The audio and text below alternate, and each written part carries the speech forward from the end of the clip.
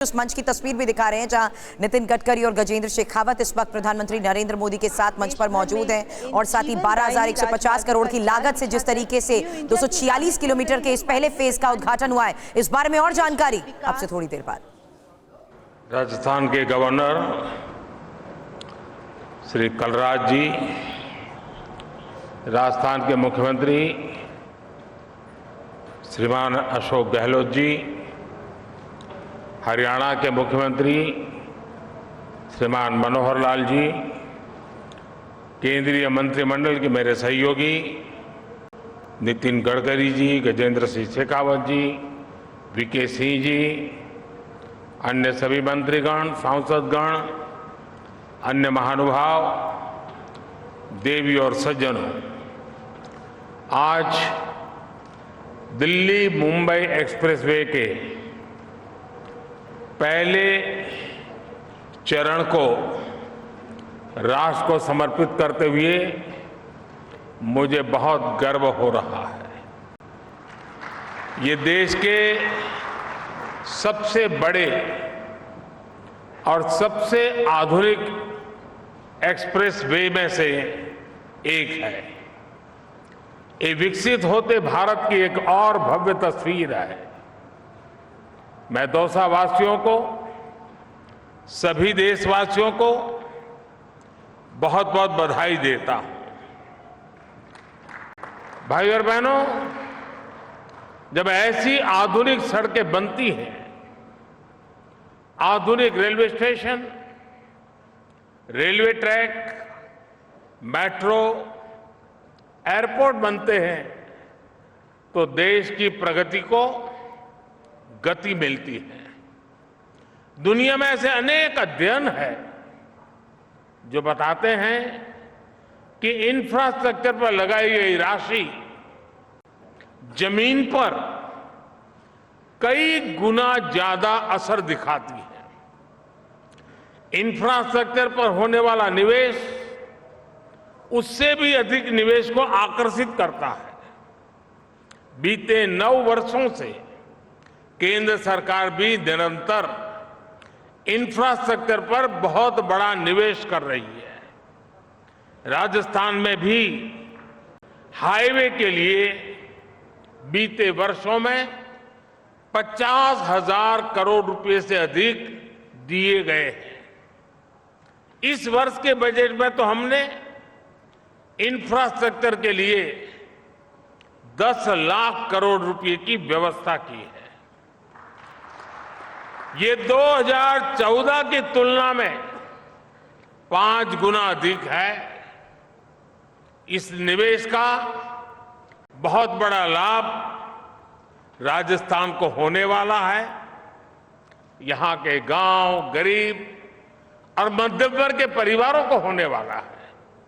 साथियों, जब सरकार हाईवे, रेलवे, पोर्ट, एयरपोर्ट उस पर निवेश करती है, जब सरकार ऑप्टिकल फाइबर बिछाती है, डिजिटल कनेक्टिविटी बढ़ती है, जब सरकार गरीबों के करोड़ों घर बनाती है, मेडिकल कॉलेज बनवाती है, सामान्य मानवी से लेकर व्यापार कारोबार करने वालों तक, छोटी दुकान लगाने वालों से लेकर बड़ी इंडस्ट्री तक सभी को बल मिलता है। सीमेंट, सरिया, रेत, बजरी, ऐसे हर सामान के व्यापार से लेकर ट्रांसपोर्ट तक हर कोई इससे लाभान्वित होता है। इन उद्योगों में अनेक नए रोजगार बनते हैं। जब दुकान का कारोबार जरा फलता फूलता है तो उसमें काम करने वाले भी बढ़ते हैं। यानी जितना अधिक इंफ्रास्ट्रक्चर पर निवेश होता है, उतना ही अधिक रोजगार भी बनता है। दिल्ली मुंबई एक्सप्रेसवे के निर्माण के दौरान भी ऐसा अनेक लोगों को अवसर मिला है। साथियों, आधुनिक इंफ्रास्ट्रक्चर के निर्माण का एक और पक्ष भी है। जब ये इंफ्रास्ट्रक्चर बनकर तैयार हो जाता है तो किसान हो, कॉलेज दफ्तर आने जाने वाले लोग हो, ट्रक टेम्पो चलाने वाले लोग हो, व्यापारी हो, सबको अनेक प्रकार की सुविधाएं तो बढ़ती हैं, उनकी आर्थिक गतिविधि भी बढ़ती है। अब जैसे दिल्ली दौसा लालसोट के बीच ये एक्सप्रेसवे बन गया है। अब जयपुर से दिल्ली के सफर में पहले जो 5-6 घंटे लगते थे, वो अब इसके आधे समय में हो जाएगा। आप सोचिए इससे कितने बड़े समय की बचत होगी। इस पूरे क्षेत्र के जो साथी दिल्ली में नौकरी करते हैं, कारोबार करते हैं, अन्य काम के लिए आना जाना होता है, वे अब आसानी से अपने घर शाम को पहुंच सकते हैं। ट्रक टेम्पो वाले साथी जो सामान लेकर दिल्ली आते जाते हैं, उन्हें अपना पूरा दिन सड़क पर बिताना नहीं पड़ेगा। जो छोटे किसान हैं, जो पशुपालक हैं, वो अब आसानी से कम खर्च में अपनी सब्जी, अपना दूध दिल्ली भेज सकते हैं। अब देरी होने के कारण वजह से उनका सामान रास्ते में ही खराब होने का खतरा भी कम हो गया है। भाई और बहनों, इस एक्सप्रेसवे के इर्द गिर्द ग्रामीण हाट बनाए जा रहे हैं। इससे जो स्थानीय किसान है, बुनकर है, हस्तशिल्पी है, वे अपने उत्पाद आसानी से बेच पाएंगे।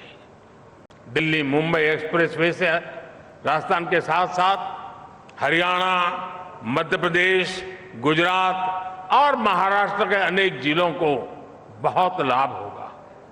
हरियाणा के मेवात और राजस्थान के दौसा जिले ऐसे जिलों में कमाई के नए साधन तैयार होने वाले हैं। इस आधुनिक कनेक्टिविटी का लाभ सरिस्का टाइगर रिजर्व, केवलादेव और रणथंभौर नेशनल पार्क, जयपुर, अजमेर जैसे अनेक पर्यटक स्थलों को भी होगा। देश और विदेश के पर्यटकों के लिए राजस्थान पहले ही आकर्षक रहा है, अब इसका आकर्षण और बढ़ जाएगा। साथियों, इसके अलावा आज 3 और परियोजनाओं का शिलान्यास हुआ है। इनमें से एक परियोजना जयपुर को इस एक्सप्रेसवे से डायरेक्ट कनेक्टिविटी देगी। इसे जयपुर से दिल्ली तक का सफर सिर्फ 2.5-3 घंटे तक रह जाएगा। दूसरी परियोजना इस एक्सप्रेसवे को अलवर के पास अंबाला कोटपुतली कॉरिडोर से जोड़ेगी। इससे हरियाणा, पंजाब, हिमाचल प्रदेश और जम्मू कश्मीर से आने वाली गाड़ियां पंजाब, गुजरात, मध्य प्रदेश और महाराष्ट्र की तरफ आसानी से जा सकेगी। एक और परियोजना लालसोट करौली सड़क के विकास की है। ये सड़क भी इस क्षेत्र को न सिर्फ एक्सप्रेस वे से जोड़ेगी, बल्कि क्षेत्र के लोगों का जीवन आसान बनाएगी। साथियों, दिल्ली मुंबई एक्सप्रेसवे और वेस्टर्न डेडिकेटेड फ्रेट कॉरिडोर ये राजस्थान की, देश की प्रगति के 2 मजबूत स्तंभ बनने वाले हैं। ये प्रोजेक्ट्स आने वाले समय में राजस्थान सहित इस पूरे क्षेत्र की तस्वीर बदलने वाले हैं। इन दोनों प्रोजेक्ट से दिल्ली मुंबई इंडस्ट्रियल कॉरिडोर को ताकत मिलेगी। ये रोड और फ्रेट कॉरिडोर हरियाणा और राजस्थान सहित पश्चिम भारत के अनेक राज्यों को बंदरगाहों से जोड़ेंगे। इससे लॉजिस्टिक्स से जुड़ेंगे, ट्रांसपोर्ट से जुड़े, भंडारण से जुड़े अनेक प्रकार के उद्योगों के लिए नई नई संभावनाएं अभी से ही बननी शुरू हो जाएगी।